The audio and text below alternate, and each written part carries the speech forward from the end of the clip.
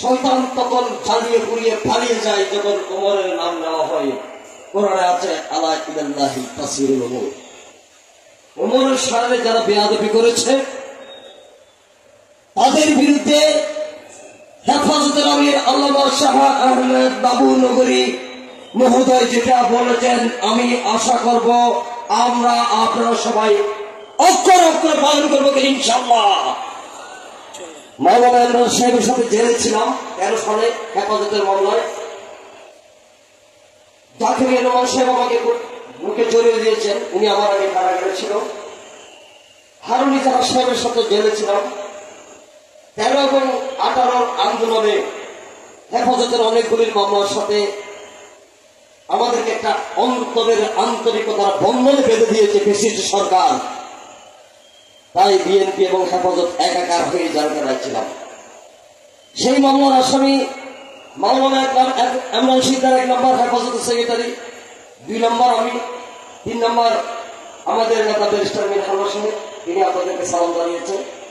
আপামদস্থ একজন ইসলামী মূল্যবোধে বিশ্বাসী রাজনীতিবিদ হাজারীর নেতা ব্যারিস্টার মীর মোহাম্মদ খামরুদ্দিন কখনো অন্যায় একটা আপোষ করে নাই। আমাদেরকে বলেছে যখনই ডাক দিবে ওলামায়ে কেরাম তখনই তোমরা চোখ বন্ধ করে থাকবে, আগুন কিংবা পানি দেখবে না। মাদ্রাসায় ডেকে বড় করার সৌভাগ্য হয়নি।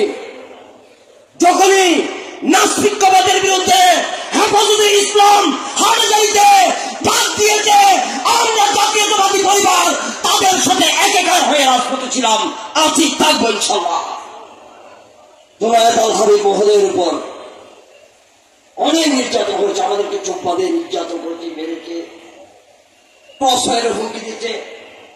ইয়া মালিকাল মুলকে ইয়া আল্লাহ রাব্বুল আলামিন বাঁচিয়ে রেখেছে। আবার আপনাদের সামনে মাদ্রাসার ছাত্রদের সামনে দাঁড়িয়েছি সালাম জানাতে, ওলামায়ে কেরামকে শ্রদ্ধা জানাতে।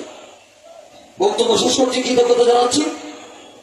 আল্লাহর দরবারে ফরিয়াদ করবেন তাহাজ্জুদ সালাতুল হাজতে জুমার খুতবায় মসজিদের যেখানে যে অবস্থায় থাকেন না কেন, আগামী দিনে যাতে এই বাংলাদেশে মৌলবী দর্শন থেকে এদেশের রাষ্ট্র ক্ষমতা হেফাজত হয়, এটা বাবুনগরী সাহেব অনুরোধ করে গেছেন।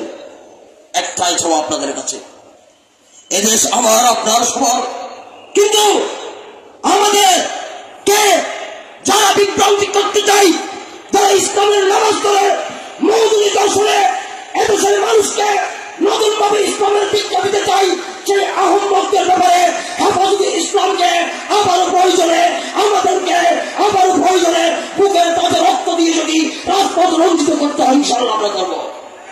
সকলের প্রতি সশ্রদ্ধ সালাম জানিয়ে হেফাজতে ইসলামের প্রতি কৃতজ্ঞতা জানিয়ে বক্তব্য শেষ করছি। বাংলাদেশ জিন্দাবাদ। আসসালামু আলাইকুম ওয়া রাহমাতুল্লাহি ওয়া বারাকাতুহু। বেগম খালেদা জিয়া তারেক রহমানের দোয়া চেয়ে ব্যারিস্টার মীর হামজা সাহেবের দোয়া চেয়ে আমি আরজি রাখছি, দোয়া ছাড়া অধিকার আমাদের। সকলকে ধন্যবাদ। আসসালামু আলাইকুম ওয়া রাহমাতুল্লাহি ওয়া বারাকাতুহু।